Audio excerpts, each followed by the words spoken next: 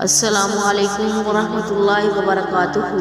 خواتین حضرات، آج میں لے کر آئی ہوں شوال کی 22، 23 اور 24 تاریخ کا وظیفہ۔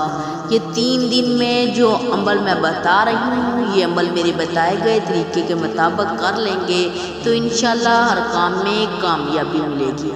میرے پیارے بہنوں اور بھائیوں، میری ایک چھوٹی سی گزارش ہے، میری ویڈیو کو اسکپ مت کیجیے گا، مکمل دیکھیے گا اور صدقے کی نیت سے میرے چینل کو سبسکرائب کیجیے گا اور زیادہ سے زیادہ شیئر بھی کیجیے گا۔ آیت کریمہ کے نافل ناممکن مسئلے حل، ہر مراد پوری۔ جب مشکلات، بیماریاں اور جادو جنات مایوس کر دے تو 2 رکعت نفل حاجت کی نیت سے پڑھ لے اور ہر سجدے میں سبحان ربی الاعلیٰ کے بعد آیت کریمہ پڑھ لیں، لا الہ الا انت سبحانک انی کنت من الظالمین 40 بار پڑھیں۔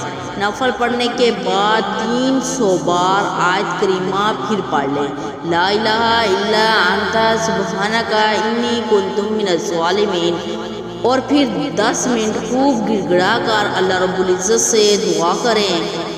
یہ نفل توجہ، دھیان اور بیکاری بن کر دن میں کم از کم 1 بار ضرور پڑھ لیں۔